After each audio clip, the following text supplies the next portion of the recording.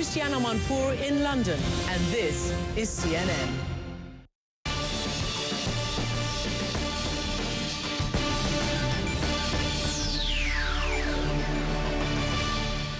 Happy Friday and good morning from CNN London. I'm Nina Dos Santos. Good afternoon from CNN Hong Kong. I'm Pauline Chu, and this is World Business Today. Here are the top stories on this Friday. President Obama cancels his visit to Asia to focus on the political stalemate that has shut down the U.S. government. As Twitter announces its long-awaited stock market debut, we assess how the company could turn a profit. Plus, big money is at stake as FIFA debates when to hold the World Cup in Qatar. We look at the potential fallout for sponsorship and broadcast deals. We'll get to business news in just a moment, but first, these are the top global news stories that we're following at CNN. Police say a woman who led them on a wild car chase through Washington, D.C. has been shot and killed. The driver tried to run through barricades near the White House and hit a Secret Service officer. Law enforcement sources confirm the woman's name is Miriam Carey. The chase shut down the Capitol building for nearly 2 hours. A doctor on the Italian island of Lampedusa says at least 110 people are dead after a boat heading for the island capsized on Thursday morning. The boat, thought to have been carrying up to 500 migrants from Africa, caught fire and overturned less than 1 kilometer from shore. Hundreds of people are still missing. Pope Francis is making a special visit to the birthplace of his namesake, St. Francis of Assisi. The Pope is scheduled to pray at the crypt where St. Francis is buried in Italy. He will also make a private visit to the Hermitage of the Prisons where St. Francis spent the last years of his life in the 13th century. Getting back to the world of finance and politics, Pauline, the shutdown in Washington means that we will now no longer get the government's monthly jobs report for the month of September, which is actually due out today. The Bureau for Labour Statistics, which puts together these figures, employs some 2,400 people in total. But here's the catch. All except 3 of them have been told not to come to work. Well, as the shutdown enters its 4th day, a group of lawmakers from both the Republican and Democratic parties have been proposing a compromise. By repealing that device tax, paying for it, as many of the Democrat members here want to do, and then funding the government for 6 months at the sequestered level, which the Republicans had insisted on, is a reasonable consensus. It's a compromise. What we're talking about here today is leadership. And I'm proud to stand here with all these members from both parties who are here to lead, who are here to break the impasse, and really want to get something done. President Barack Obama is also challenging lawmakers to take a stand here. This is how he put it on Thursday. So my simple message today is call a vote. Call a vote.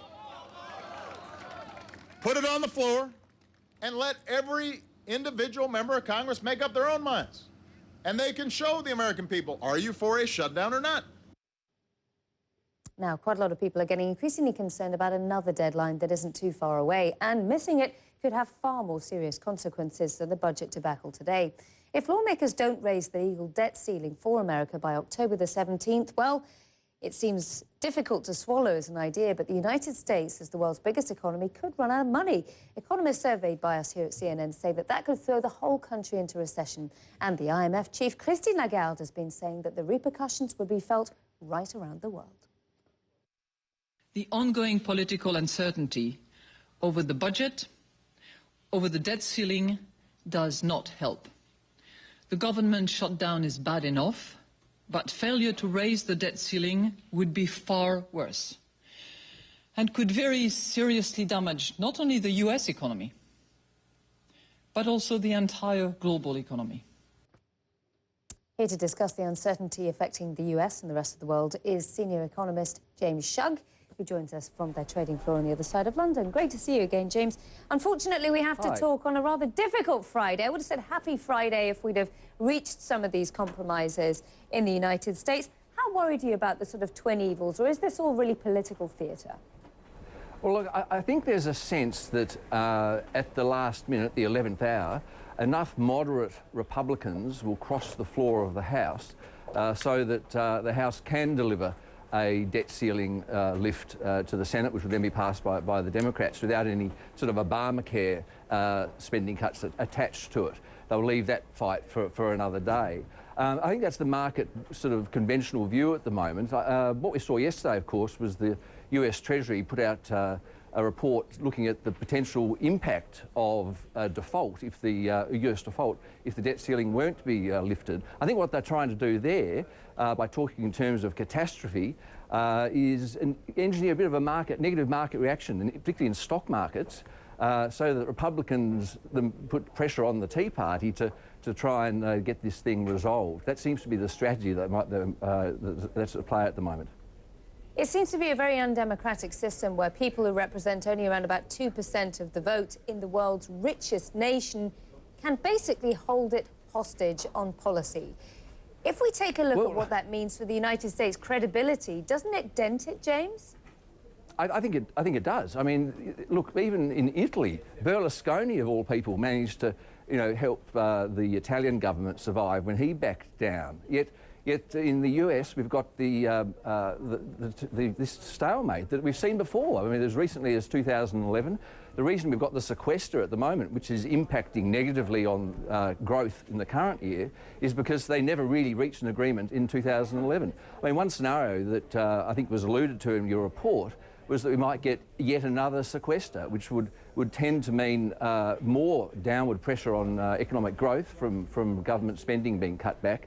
In which areas we don't know, of course, but at some future point we would find out, and we would see this weakness in the economy that's persisted through this year continue well into next year. We're already expecting growth to be less than 2% without any further sequester in 2014.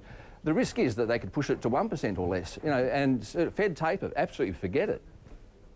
Yeah, this is interesting because what's interesting to look at the moment is how the stock markets haven't really reacted to all this week. They've been choppy, but we haven't seen big apocalyptic declines in the stock markets.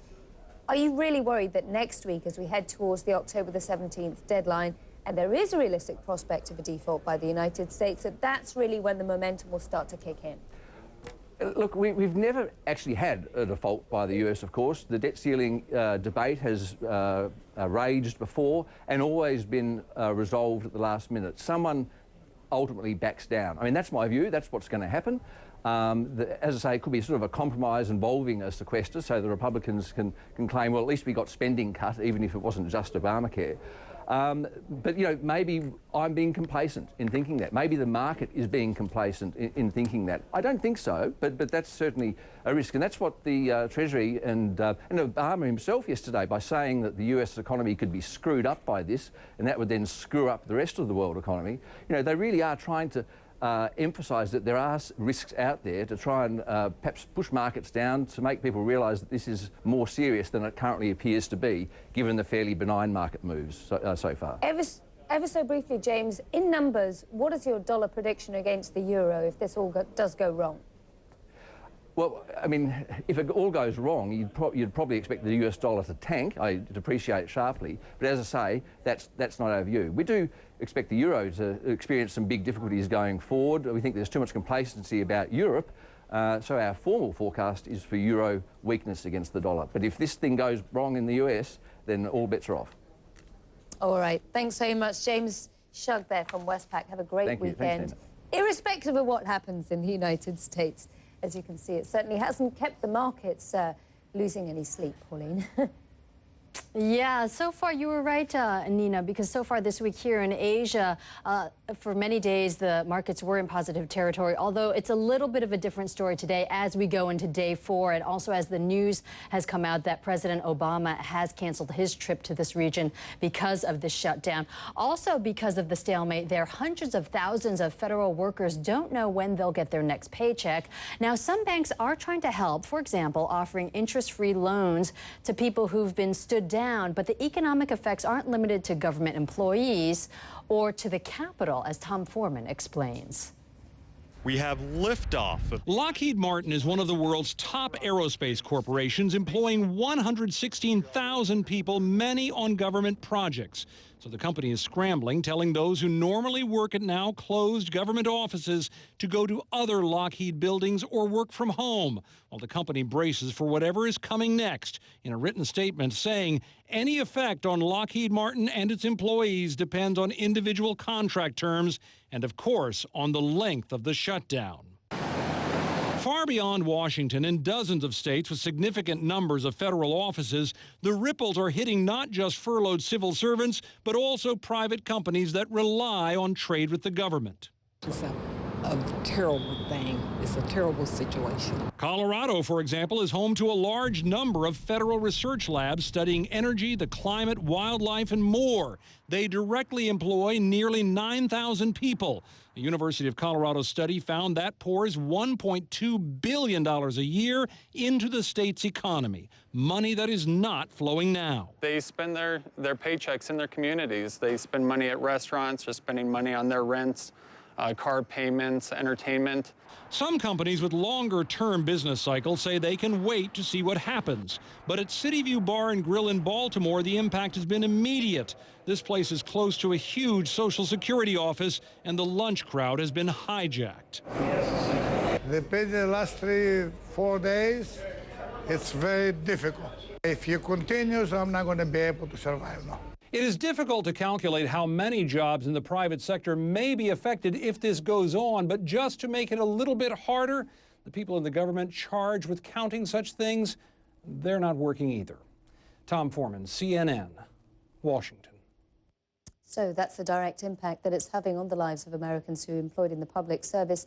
And let's have a look at the impact that it's having on the markets, though, because as I was explaining with James Shug before, this will continue to have an effect on the dollar, won't it, to push it down because, of course, it undermines confidence in the dollar. At present, what we're seeing is the euro close to its highest level against the US currency so far. Economic data from the Eurozone this week has also largely been stronger, and that's helped the headwinds for the euro as well. We'll get to more pointers on the economy, including wholesale price inflation for Germany and the rest of the Eurozone later on in the show. But what I do want to show you is how the markets are rounding out the week. As you can see, we're in negative territory with the exception of the CAC 40. That's a trend that we've seen over the last couple of days.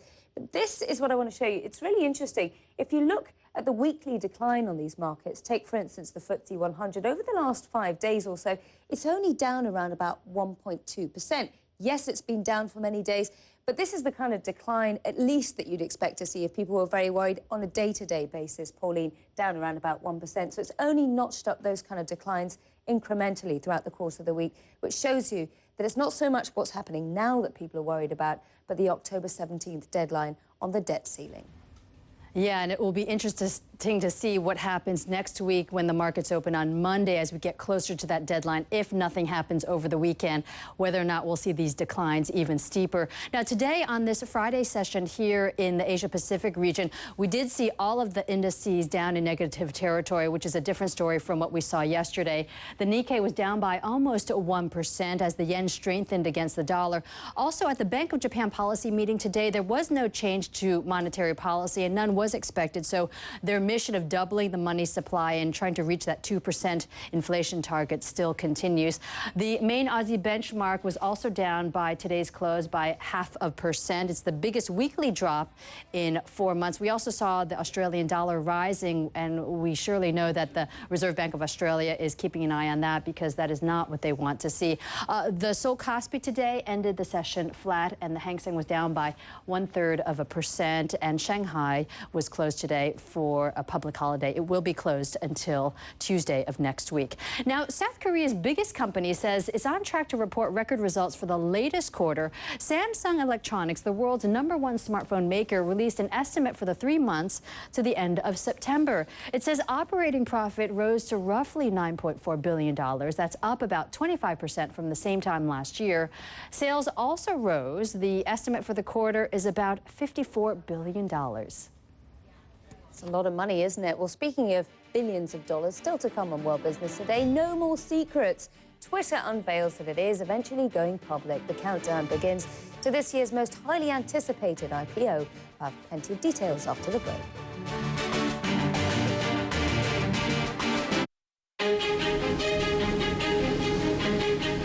Who can rebuild a forgotten tradition? Who can protect the gentle giants of the deep? Who can keep new hearts beating? Or help turn rags into riches? Who can give new hope to wild horses? Or preserve and protect a unique wilderness? Who can weave color into the lives of women? Or save beauty from the brink of extinction? Who can do all this with the right amount of passion, determination, and perseverance? Anyone can.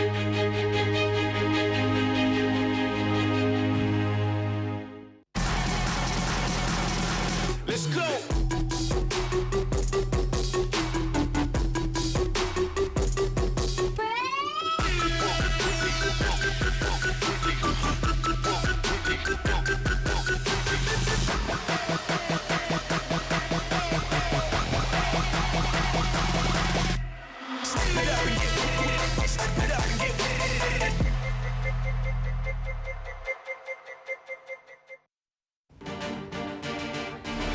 Welcome back to World Business Today, live from Hong Kong and London. It appears that a lot can come from 140 characters and a fitting hashtag. Twitter has announced it's going public, tweeting this message about its latest filing to the U.S. Securities and Exchange Commission. Now, the Twitter IPO is one of this year's most eagerly awaited stock market debuts, but some are questioning whether the social network will be able to sidestep its challenges. Zane Asher explains. Twitter unveiled corporate documents for its planned IPO offering late Thursday. The company hopes to raise about $1 billion, with an offering being underwritten by Goldman Sachs, JP Morgan, and Deutsche Bank. The filing allowed us to get a glimpse into the state of Twitter's financial health. We learned the company generated over $300 million in revenue in 2012, but at the same time suffered a loss of $69 million in the first half of 2013. Now, one key factor that investors will be looking for is Twitter's potential for revenue growth. We know that it makes most of its ad revenue through sponsored tweets, particularly from brand name companies. And even though the company has more than 200 million active users, it has far fewer users and less revenue than Facebook had when it launched its IPO in May of 2012. Now, the next step for Twitter will be to release the schedule for its marketing campaign to entice investors to buy shares. We're not sure yet if the company will go with the New York Stock Exchange instead of the NASDAQ after NASDAQ's series of technical glitches and its botched handling of Facebook's IPO last year. But we do know that its ticker symbol will be TWTR. Zane Asher, CNN, New York. That's fitting Twitter speak, isn't it? That's how you'd write Twitter, I suppose, if you're limited to only 140 characters. Brevity is the message here. Well, Twitter is, of course, growing quickly. Its user base jumped some 44% from last year. At least 75% of this firm's users access its services through mobile devices. And Twitter is making the most of that traffic. In its SEC filing, Twitter's been saying that some 65% of its advertising revenue came from mobile ads in the second quarter, most of them in the United States, which means that, of course, there's plenty of room for growth internationally. Well, speaking of mobile devices and phones, the photo-sharing service Instagram says that it, too, wants to get a share of growing revenue from ads on mobiles.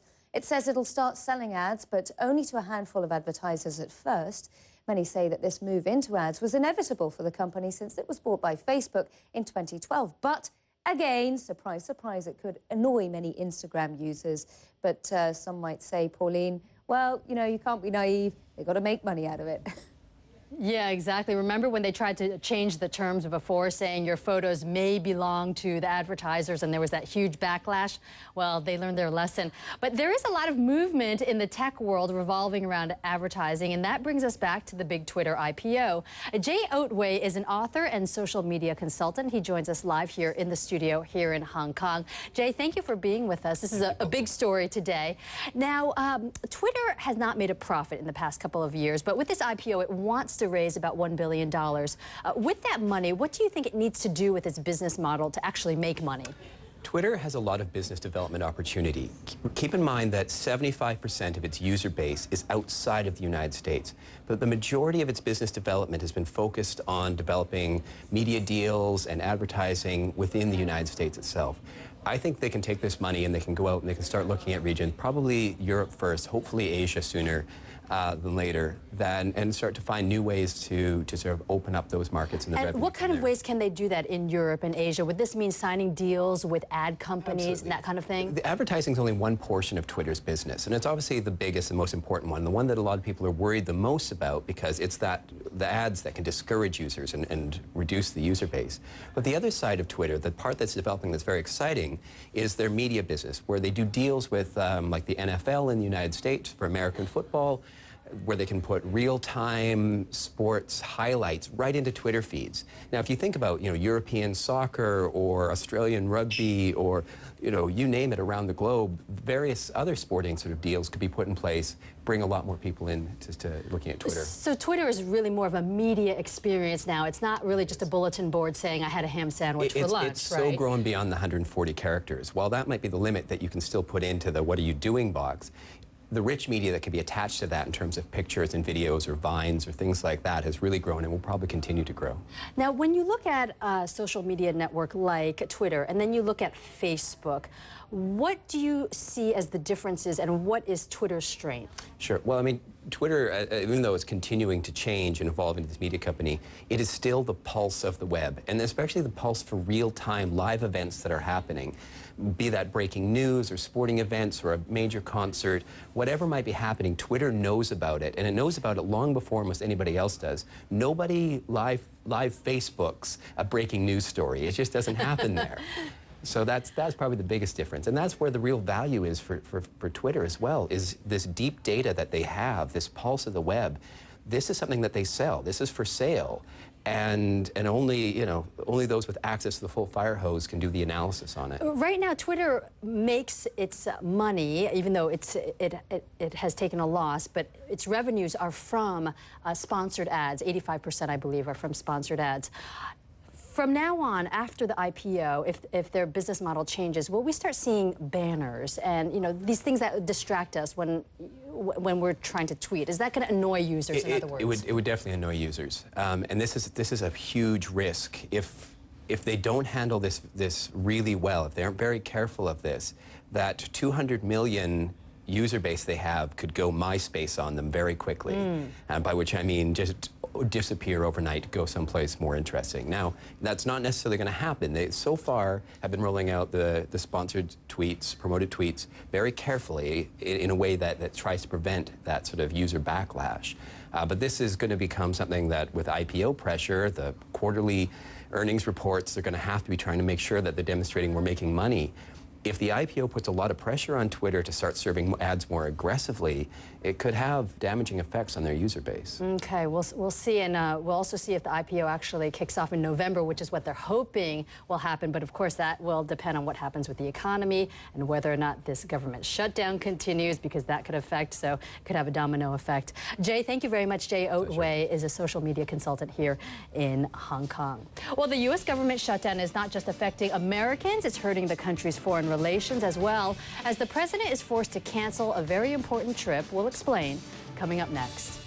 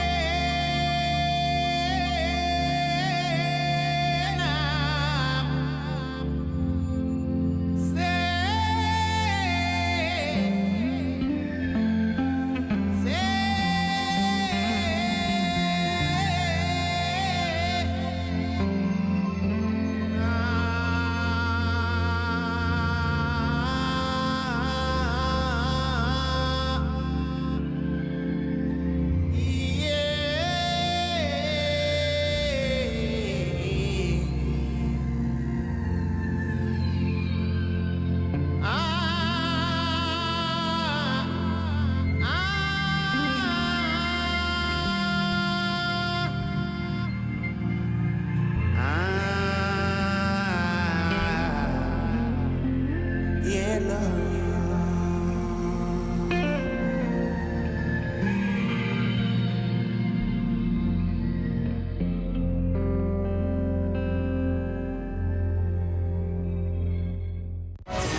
Barack Obama will be re-elected President of the United States. There seems to be no pattern to the attacks unless they are designed to sow fear among the civilians. This is the reality of what kids think about race. This is CNN.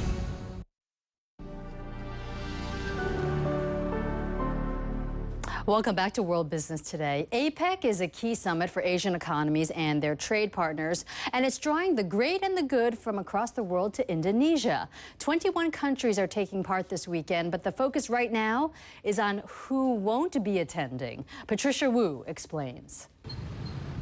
APEC organizers are facing another summit without U.S. President Barack Obama. The White House today announcing that due to the government shutdown, the president will stay at home. Mr. Obama skipped last year's meeting in Russia, which happened during the U.S. election cycle. Organizers had said an Obama cancellation would be a big disappointment, especially as the U.S. has been trying to promote its commitment to its allies in the region. They have always, in Asia, been rather suspicious of the Obama administration's pivot, as it was called, rebalancing, as they later preferred to dub it, towards Asia, thinking, firstly, that there's not actually that much substance behind it. Secondly, that one day the Middle East would come back to bite the United States, and the pivot, rebalancing, would be history. The APEC region is home to about 3 billion people and accounts for 45% of global trade and half of total gross domestic product for the world. Work may be the last thing on people's minds here on the beautiful beaches of Bali, but there's actually a lot on the table here. The 21 member economies will discuss growth, trade, and just how the U.S. Federal Reserve, its taper talk, and the looming debt ceiling will affect them all. There's talk that as the U.S. economy improves, the Federal Reserve will begin scaling back or tapering its stimulus, a prospect that worries emerging economies because of rising borrowing costs. I asked the APEC head how concerned its members are about investment capital flowing from here to the U.S. No one wants to see market volatility, but I think really there's more focus in the region on what happens as the price of capital goes back to normal and whether that could expose particular sectors where there's been a big build-up in credit or debt. Secretary of State John Kerry will take Obama's place in these economic talks, which include an important U.S.-backed free trade agreement. This year, perhaps the most important events will be in the sidelines around what's called the Trans-Pacific Partnership, a free trade deal involving not all of APEC, but 12 APEC economies. They're expected to make an announcement that they're quite close to getting there and will do so in the next few months. For a resort island like Bali, it's taken years of preparation to prepare for an event like this. Hundreds of millions have been spent to upgrade infrastructure. 11,000 security forces are on guard, and part of the island is closed to tourists. With world leaders, their staff, and media descending on this island, it's no day at the beach to play host to them when they're used to hosting these guys. Patricia Wu, CNN, Bali, Indonesia.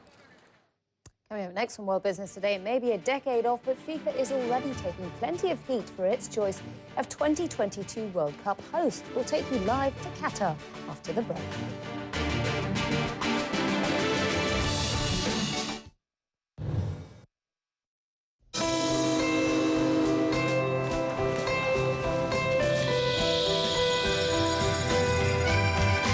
Discover a magical city that inspired a Nobel Prize novelist. Imagine what you can experience here. Colombia is magical realism. The answer is Colombia.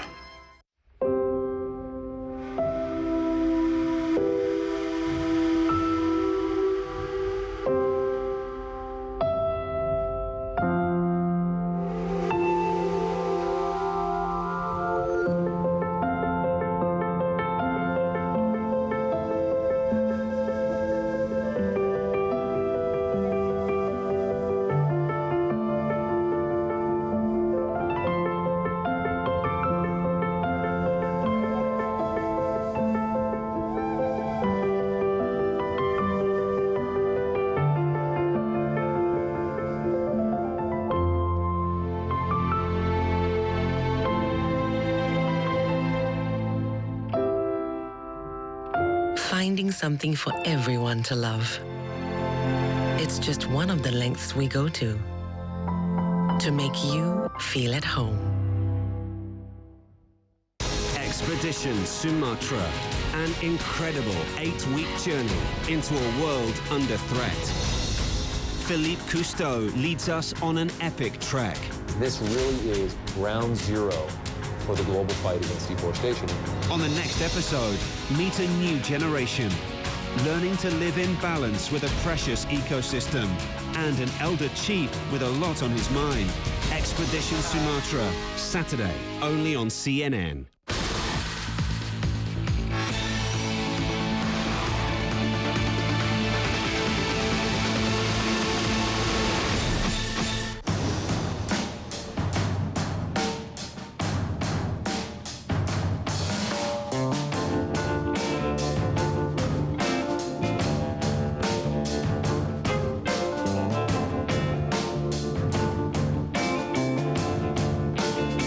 Start spreading the news.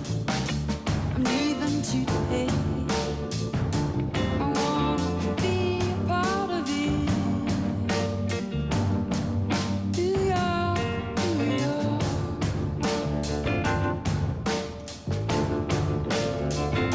If I can make it there, I'll make it anywhere.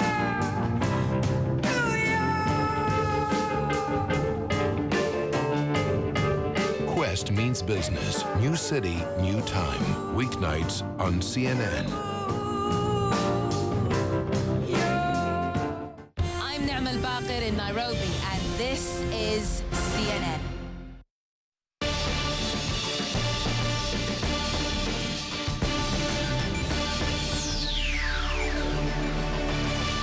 Live from CNN Hong Kong, I'm Pauline Chu. And I'm Nina Dos Santos. A warm welcome back, everyone. And happy Friday. You're watching World Business Today. We're 90 minutes into this final trading session of the week, and it has been a rather tumultuous week on these markets as everybody's gotten very, very concerned about what's happening in the United States with the debt ceiling issue coming in 2 weeks' time, but we've also got the US government shutdown now entering its 4th day. Financials down, especially on the London FTSE 100, following Barclays Bank announcement on Friday saying that it's going to be raising £5.8 billion in a rights issue, so increasing its capital. Nearly 95% of investors opted to purchase these discounted shares, so just 5% short of the exact target, but that has been dragging that stock down a little bit. FTSE 100 down around about 0.25% on the day, Pauline. Well, Nina, we had a similar picture here on this Friday session in the Asia-Pacific region, with all the major indices ending down, largely over the uncertainty in Washington over this shutdown. The Nikkei down by almost 1%. And in fact, the Japanese finance minister, Taro Aso, today urged Washington to try to resolve this political paralysis, saying it eventually will damage the global economy. Also in Tokyo, the Bank of Japan says the economy is still recovering slowly domestically after its policy meeting, and it did make an upward revision to its view on capital expenditures. Mainland markets in China are still closed for a week-long holiday, but the Hang Seng is open, was open and ended down by 1/3%, Nina. FIFA football officials are preparing for a second day of meetings. At issue is the committee's choice of the 2022 World Cup host. Claims of migrant worker abuse in the designated host country, Qatar, stand right at the top of the meeting's agenda, but they also plan to discuss a possible shift in the tournament timeline from summer to winter to escape Qatar's sweltering heat. Well, somebody who's dealing with Qatar's sweltering heat these days is our very own Becky Anderson, as you can see live there in Doha, the capital of Qatar today. Becky, do we have an indication on which way these decisions are going to go? We don't, and it's interesting, the talk yesterday in the first day of this two-day meeting in Zurich of the FIFA Executive Committee was that very little was discussed. Look, it's nearly a decade before a ball will be kicked at the Qatar World Cup in 2022, but this tiny Gulf nation here is embroiled in a controversy, as you rightly point out, about workers' rights. Now, you've been here, and many people who will have travelled through this region will know that Doha is a huge construction site. Some people say it is a building site. Now, 90% of the workforce here are migrant labourers. That's about 1 million or 1.2 million primarily men, and many of them working on construction sites. And it's many of those men, it is alleged, who are poorly paid, have inadequate housing facilities, and for many of them it is alleged that their employers take away their passports so that even if they want to leave here, they can't. So this is an issue which has been flushed out by the media. We've done our own investigations while we've been here. We spoke to the Nepalese embassy, for example. There are 400,000 Nepalese working here, and they say in the months of June, July and August, 65 Nepalese men died, and half of them of what they described as chronic heart failure. Now, I can't tell you how old they were, but the sense being that it is extremely hot here in the summer, and there are these allegations that these men are worked, as I say, for low pay and in terrible conditions. Now, the head of the the World Cup committee here has said these allegations of this being a slave state, and these have been made by international labour unions and NGOs, he said are outrageous. But the government certainly says that they will investigate. They've hired an outside independent consultant who they say will conduct an independent review. We don't know when that will happen nor when they will report, but certainly the UEFA president, Michel Platini, going into this meeting in Zurich a couple of days ago, said that it was impossible to talk about when the World Cup would be played. This is talking about deferring a decision about whether it would be summer or winter, and that in and of itself is a controversy. He said it's impossible to have those discussions until this workers' rights story is addressed. So let me just tell you, when we did our own investigation here, we were with a Nepalese man who just called himself John. He was too frightened to actually give us his real name, but we went to his accommodation, Nina, and men live 7 up in very, very cramped conditions, and he made the same allegation. He said that he works 12, 15 hours a day. He's a taxi driver here, but he lives and works with many people in the construction business, and he says that his employer has taken his passport and therefore he can't go home. There are workers' rights and regulations here. The government has said that they will investigate whether they are being adhered to. Possibly they're not well enough enforced. But at this stage, it's a really big deal. And given that Qatar is in the spotlight once again over when this World Cup will be held, this workers' rights story has really created an awful lot of noise, not just here, but around the world. It certainly has, and in fact, winning the privilege to host the 2022 World Cup Games for Qatar was really a game changer, reputationally speaking, for this country. But we're now in a predicament where what's going on there will have an effect on the World Cup itself, reputationally. Yeah, and I talked to the World Cup organisers here, and look, they're well aware of these allegations, this controversy, and you know, I think I'd be right in saying that they can understand the concerns, and you know, the idea is that possibly one of the legacies of this World Cup going forward might be the improvement of workers' rights, not just here in Qatar, but across this region. The government admitted, and so did the head of the World Cup Federation here, that look, this is a fast developing nation, and there will be problems with rights and regulations. But if nothing else, as you say, this was a game changer for Qatar. They're looking to invest upwards of 100 billion in projects associated with the World Cup. They really want to see the spotlight here. So if the legacy were an improvement in workers' rights, that would be a good thing going forward. All right, Becky Anderson, live in Doha, Qatar this evening. Thank you, or this morning rather. Thank you so much for joining us there, covering that FIFA World Cup bid. Ollie? Well, Nina, we're going to go back to our top story, which is the political paralysis in Washington. And we're going to actually end on a lighter note. It may be day 4 of a government shutdown in the U.S., but it's not all doom and gloom. The political deadlock is providing a wealth of material, as you can imagine, for TV pundits and comedians, as Jeannie Most reports. It's time to name names. About name calling. Negotiating with John Boehner is like negotiating with Kermit the Frog instead of Jim Henson. You need the puppeteer here, not the puppet. Open wide and say, John Boehner is a lying thief. we knew that name-calling had gone nuclear when Honey Boo Boo was linked to hardcore Republican Congressman Ted Cruz. This is now the Honey Boo Boo of Washington. You're going to get attention.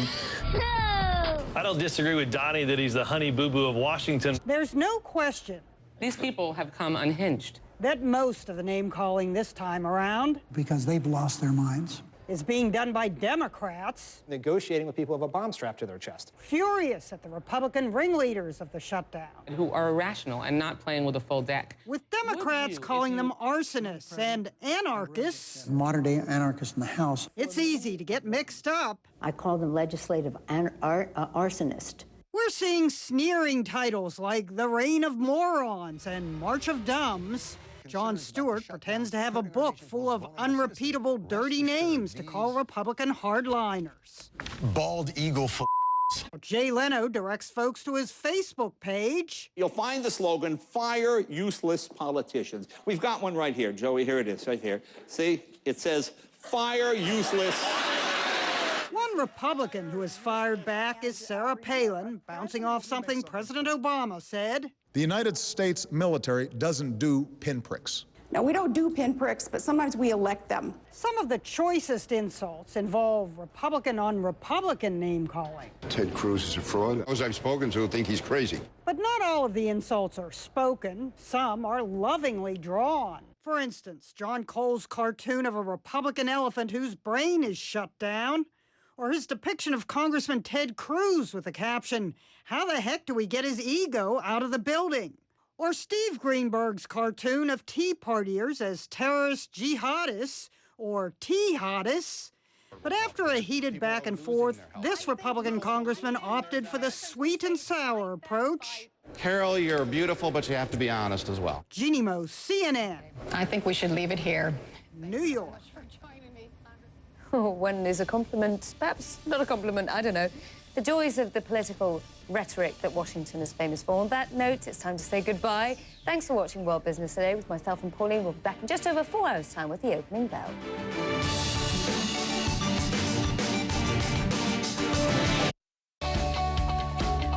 Where can you find the largest collection of real estate opportunities in the Middle East? The 12th edition of Cityscape Global will be 50% bigger, featuring 200 plus exhibitors and 25,000 plus visitors. Meeting points for the global real estate industry, featuring the region's largest showcase of investment and leasing opportunities across residential, commercial, industrial, retail and hospitality real estate sector from 8th to 10th of October 2013 at the Dubai World Trade Center.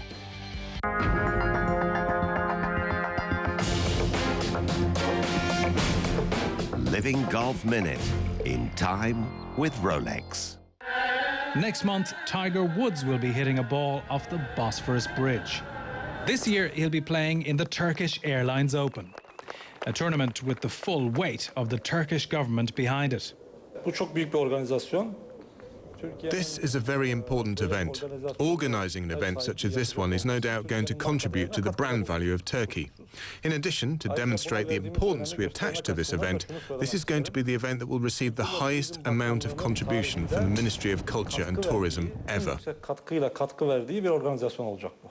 And so next month, a country with only 6,000 registered players will stage one of the richest events on the European tour.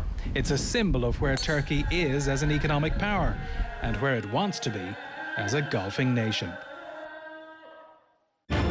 Why this watch? This watch is a witness to age defied, records broken, marathons won, and giant leaps taken. It's seen glimpses of heaven, miracle comebacks, and risk rewarded. It doesn't just tell time, it tells history. Tonight on CNN, International Desk with Hala Gurani, followed by Armanpur. Then CNN News Center with Aisha Sasay. It's your new evening lineup, tonight on CNN.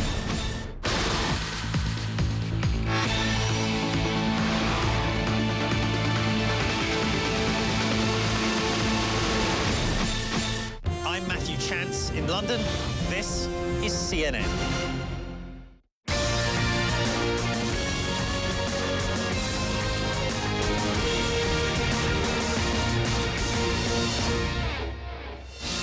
From Porsche to Rolls-Royce, diamonds to gold phones.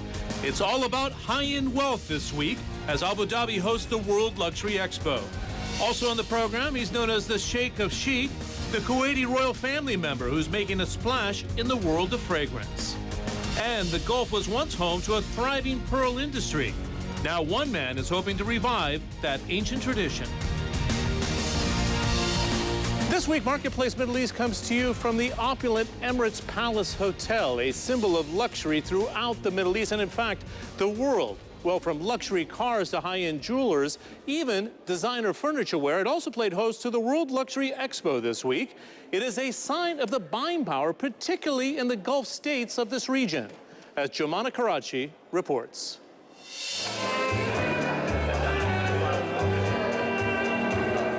It's all about the glitz and glamour, an invitation-only event. On display here, luxury furniture, jewelry, cars, and many more extravagant items. This is the third luxury expo held in the region so far this year, with Gulf states ranking high on the list of countries with the greatest density of millionaire households. It's no surprise this part of the world would be a prime market for the producers of luxury goods. This is the long wheelbase. Organizers say the value of items on offer is more than 1 billion dirhams. That's more than 270 million US dollars. It's all exclusive, it's all special. We don't want to have a shopping mall because, you know, the shopping malls are amazing here. So we want to add something special, wow factor, something people's never seen. That would be items like this model car, covered in precious metals and stones. It comes with a more than 7 million US dollar price tag. But perhaps one item that stands out the most is the human regenerator, a machine whose creators say uses technology based on quantum physics. They promise results like anti-aging and claim effects can be felt after a short time in the machine. How do you feel? Refreshing, relaxing. At the same time, there is something I don't understand, but it's really something new. The expo is not just about known luxury brands. Some European exhibitors are here hoping to enter the Gulf market for the first time. A lot of business is done. The exhibitors won't talk about it, but there's a lot of money going around. What about the critics who say this is over the top? That comes from the people who don't have the money. The next luxury expo planned in November will be in the world's richest country per capita, neighboring Qatar. Now to a player who knows a thing or two about luxury himself. It is Kuwaiti Majid Al Sabah, better known as the Sheikh of Chic. Nina Dos Santos sat down with Al Sabah in London after launching the Fragrance Kitchen in the UK. He's already a royal, but now he wants to become the king of fragrance. A little bit of oud, a little bit of musk, and a twist of rose. It's light, but spicy. Exactly. A member of the Kuwaiti ruling family, Sheikh Majid Al Sabah, has brought his sweet scents from the Middle East to London, launching the perfume brand TFK, or the Fragrance Kitchen, a new branch to his fashion retail empire. Why go into perfumes? Isn't this already a bit of a saturated market? It is, in fact, a saturated market. However, I think that it is something that came from my background. In the Middle East, mostly old men and women, they keep a secret recipe of ingredients of fragrances for themselves. And being brought up by my grandmother, I adapted to her knowledge and her way of doing fragrances.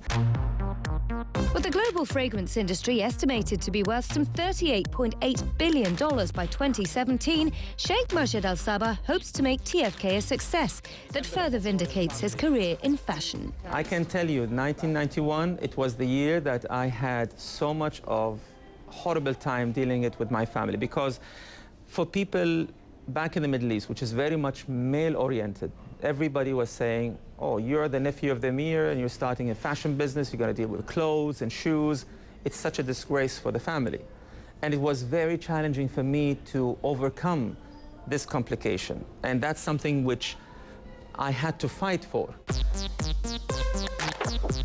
Al Sabah also fought hard to persuade European and American luxury brands like Gucci and Calvin Klein to sell their goods in the Middle East. They didn't know about the market, and back in the 90s, they were all over the idea of expanding in Japan and the US. And let me tell you one thing, it changed through a lot of effort that I have put, even myself, into trying to expose the Middle East and change the mentality and change the perception.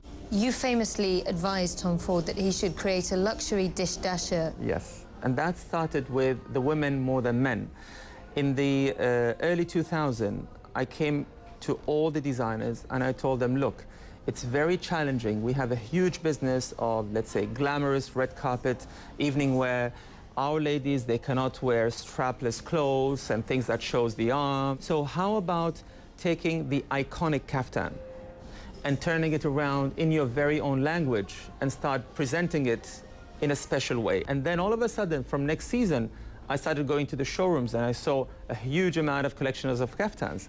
And what about the Middle Eastern customer, though? You must have watched that appetite change over the years. Completely. It changed with the age group, because it used to be in the 90s, the purchase power with the 30 plus, and now it's the teenage plus. And it's quite shocking, because now the e-commerce is quite huge in the Middle East. Our young community now, they'd rather go to websites online and do their selection online and using some apps to do so, and not anymore going to the stores. To adapt and compete with online efficiency, Al Sabah makes his own connection through the world of social media, on Facebook, Twitter, and has more than 50,000 followers on Instagram. A lot of my followers are very much keen in knowing me as a person, not me as the businessman. And that really helped. Back in the Middle East, they really appreciate if someone that comes from a ruling family to be approachable. And it starts with a communication and a talk and a conversation. And then it turns into a meeting, and might be a business deal happens after that. In the not-too-distant past, the UAE, like many Gulf states, was an exporter of pearls. Then the Asians came into the market. When Marketplace Middle East continues, we go to the Emirate of Ras Al Khaimah, which is trying to give a rebirth to the pearl business right here in the region.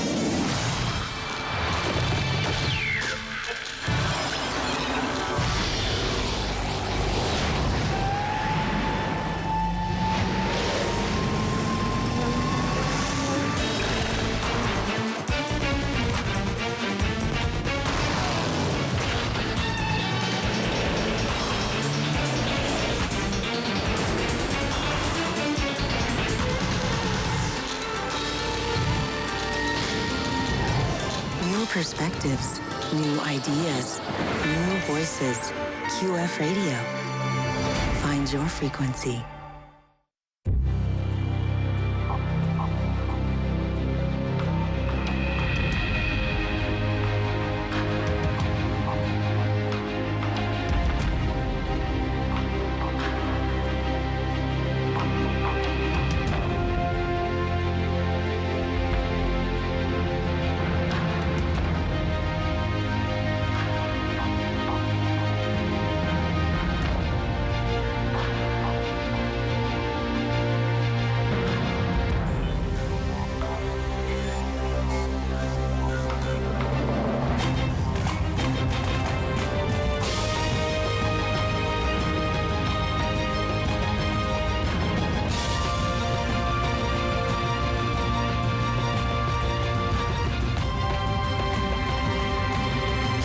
The 60th Macau Grand Prix, coming soon.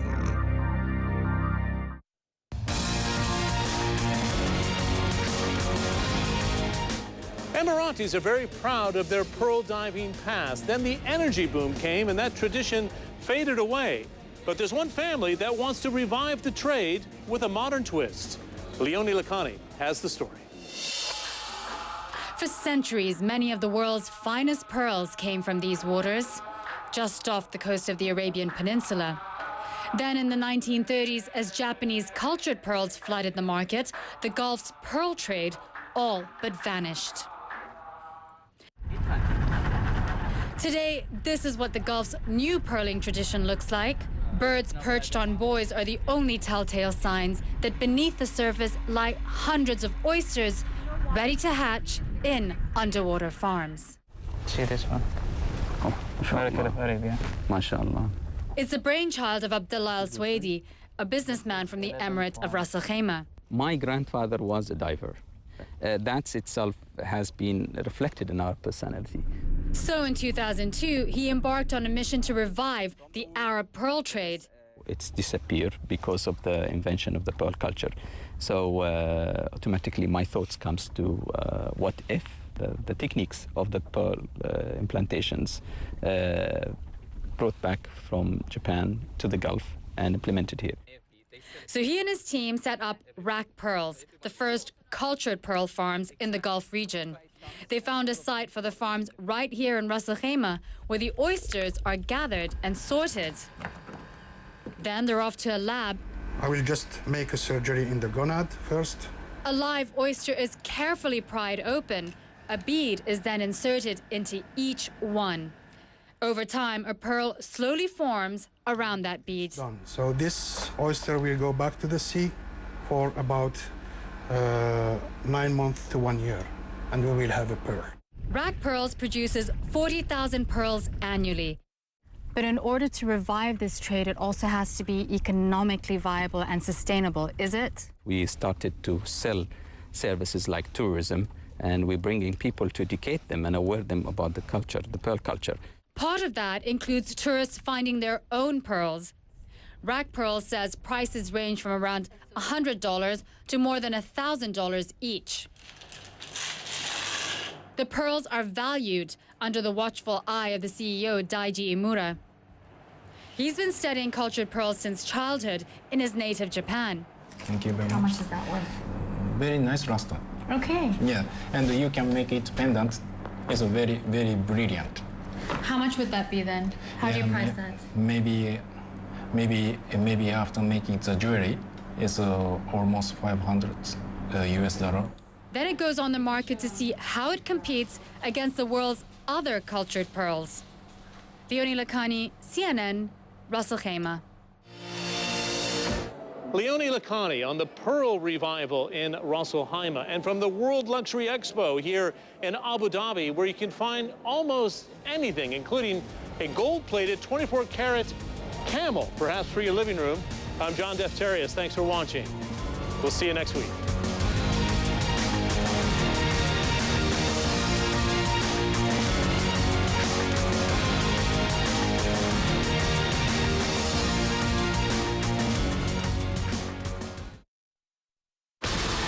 Connect the world with Becky Anderson.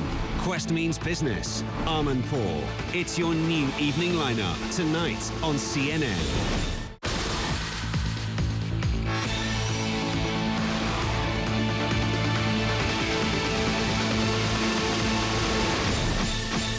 CNN's original series, Anthony Bourdain Parts Unknown, goes to New Mexico. Get fired up. When the zombie apocalypse comes, I'll be ready, as long as they're holding beers. Heated up. My face is burning off. And beamed up. No point was I probed, nor did anyone attempt to probe me. And I'm a little hurt. Emmy-winning Anthony Bourdain Parts Unknown. New Mexico, only on CNN. Exploring stars and nebulas under the night skies of Namibia. On the next Inside Africa, spend the night stargazing with astronomers and discover why Namibia is such a special